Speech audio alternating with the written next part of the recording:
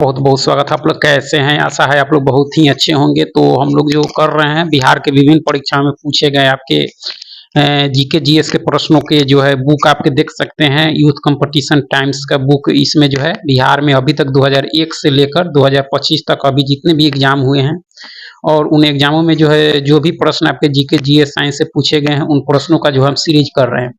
और इस सीरीज में जो है सबसे पहले हम लोग साइंस को देख रहे हैं और साइंस में सबसे पहले हम लोग फिजिक्स से कर रहे हैं, ठीक है। और फिजिक्स में पहले हम लोग देख चुके हैं और उसमें आज हम लोग जो देखने वाले हैं ध्वनि से संबंधित प्रश्नों को देखने वाले हैं। तो चलिए शुरू करते हैं। ध्वनि से संबंधित जो भी प्रश्न आपके इसमें दिए गए हैं उन प्रश्नों को व्याख्या के साथ दिया गया है, उन सारे प्रश्नों को देखने वाले हैं। अगर आप चैनल पर नए हो तो चैनल को लाइक और सब्सक्राइब जरूर करें। काफी जो है महत्वपूर्ण आपका सीरीज चल रहा है, काफी जबरदस्त सीरीज है, आपको इसको जरूर देखिए आपका, ठीक है। चलिए शुरू करते हैं।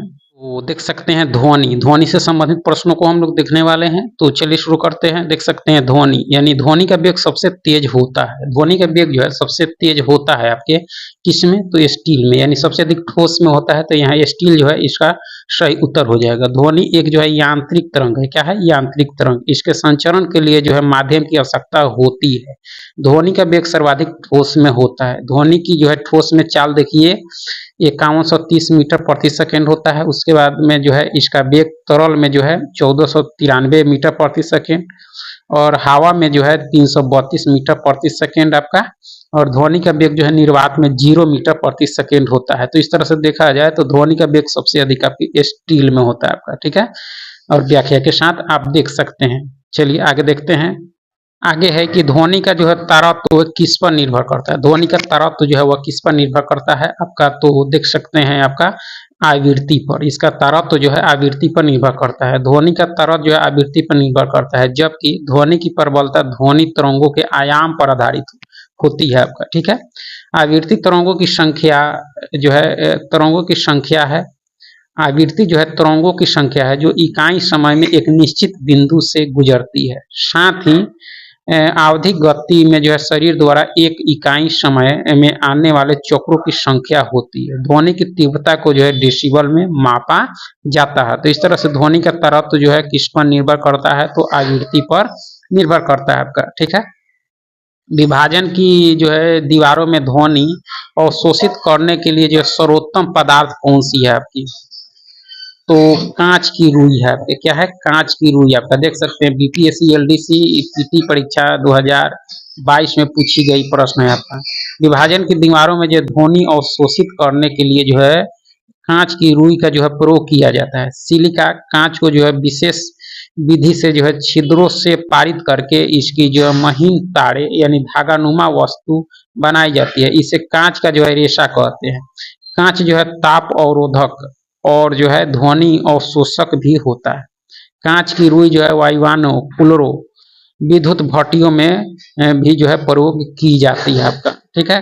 तो देख सकते हैं विभाजन की दीवारों में जो ध्वनि अवशोषित करने के लिए जो है सर्वोत्तम पदार्थ आपकी क्या है?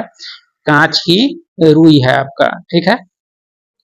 आगे है कि अगर ध्वनि वायु से जो है जल में प्रवेश करती है तब किसकी मात्रा में परिवर्तन नहीं होता है आपका? अगर ध्वनि जो है वायु से जल में प्रवेश करती है तब जो है किसकी मात्रा में परिवर्तन नहीं होता? तो देखी जाए तो आवृत्ति की मात्रा में परिवर्तन आपका नहीं होता है आपका, ठीक है। जब ध्वनि जो वायु से जल में प्रवेश करती है तो आवृत्ति की मात्रा में परिवर्तन नहीं होता है, क्योंकि आगे है कि सबसे ध्वनि जो है सबसे तेज जो है किस माध्यम से संचरित होती है? किस माध्यम से? तो आपकी यह ठोस में होती है। ध्वनि की चाल ठोस माध्यम से सबसे तेज होती है आपका, क्योंकि ध्वनि की चाल जो है पदार्थ के प्रत्यास्था एवं घनत्व पर जो है निर्भर करती है। माध्यम जितना अधिक जो है प्रत्यास्था और घना होगा ध्वनि की चाल जो है उतनी ही अधिक होगी। ठोस का घनत्व द्रव और गैस की जो है तुलना में अधिक होता है आपका, ठीक है।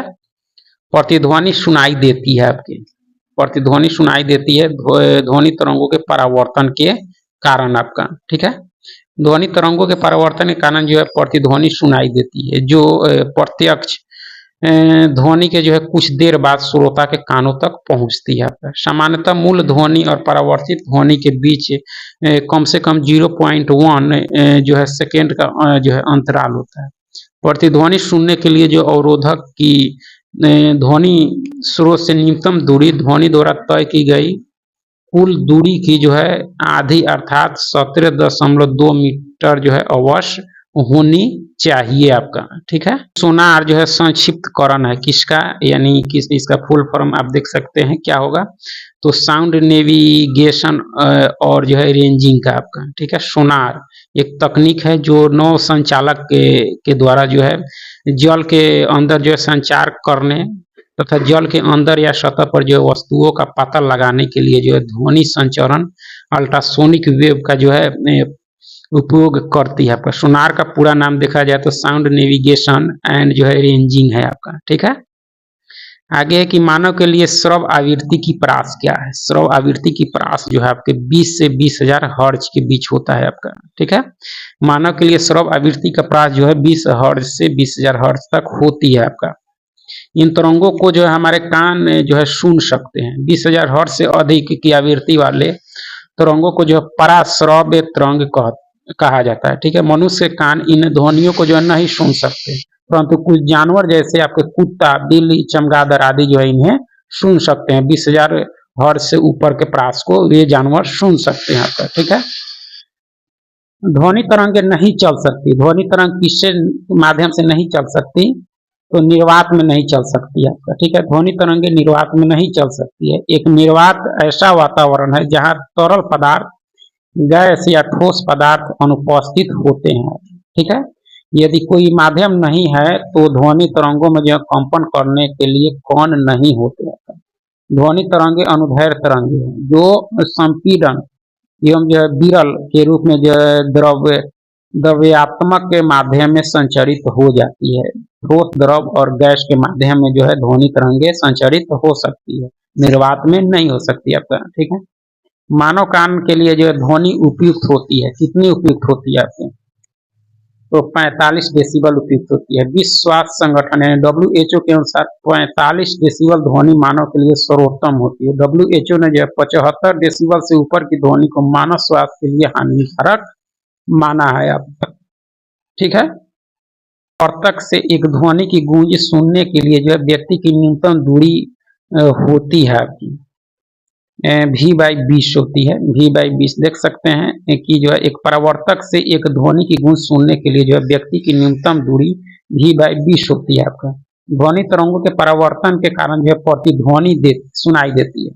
ध्वनि एक प्रकार की ऊर्जा है, इसे जो है एक स्थान से दूसरे स्थान तक जाने में किसी न किसी जो है माध्यम की आवश्यकता होती है। ध्वनि का निर्वात में संचरण संभव नहीं है आपका। ठीक है, ध्वनि की गति जो है v और माध्यम का घनत्व p के मध्य क्या रिश्ता है आपका, क्या रिश्ता है आपके v² व्युत्क्रमानुपाती 1/p इसका हो जाएगा आपका, यानी ध्वनि की गति v और माध्यम का घनत्व p, तो v² बराबर व्युत्क्रमानुपाती 1/p होगा आपका।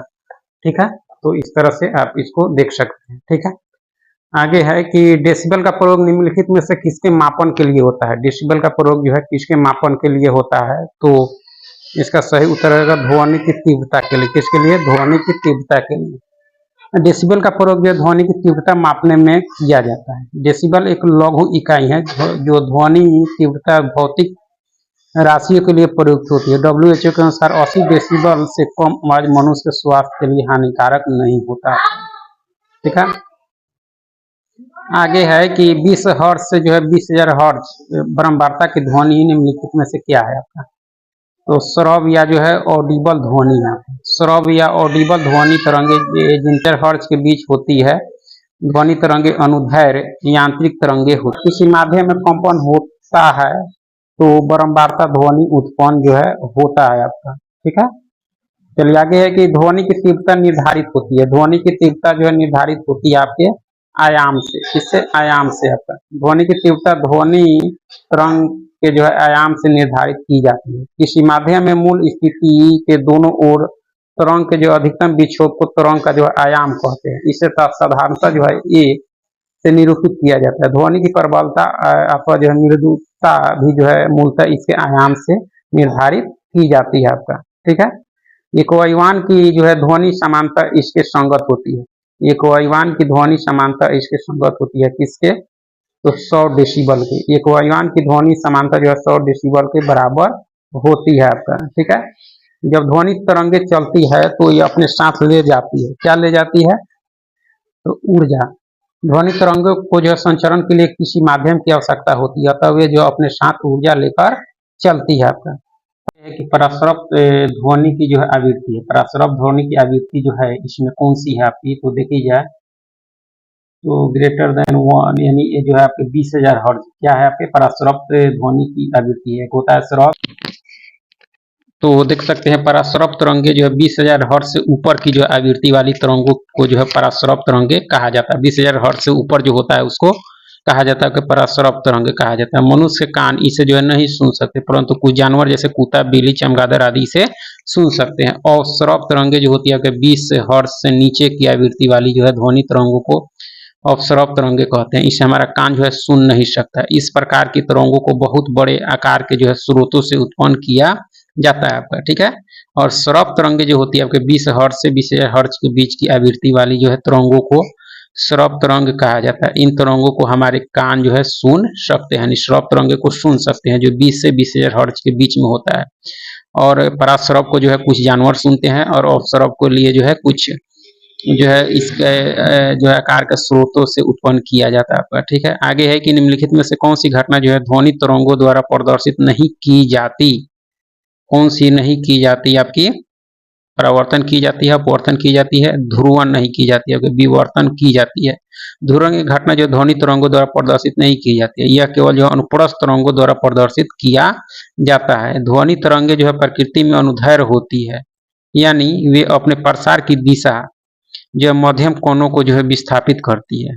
अपवर्तन, परावर्तन, विवर्तन ये परिघटनाएं हैं जिन्हें जो है अनुदैर्घ्य और साथ ही जो है अनुप्रस्थ तरंगों द्वारा प्रदर्शित किया जा सकता है आपका। किसी माध्यम में ध्वनि का वेग अधिकतम होता है आपके ठोस में, ठीक है, ये हम लोग देख चुके हैं।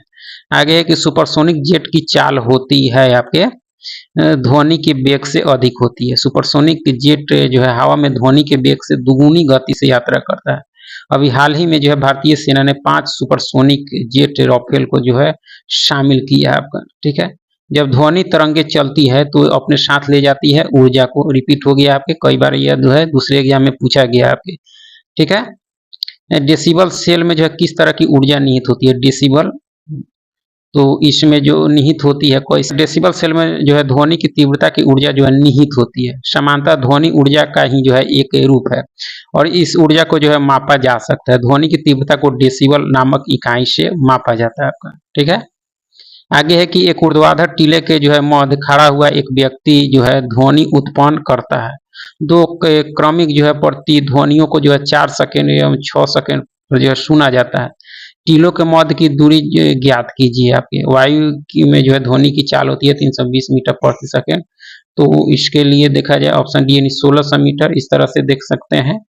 इसके बीच की दूरी निकालना था, चाल बराबर दूरी बटा समय, और इसको रखने पर जो है आपका 1600 मीटर आ जाएगा आपका, ठीक है।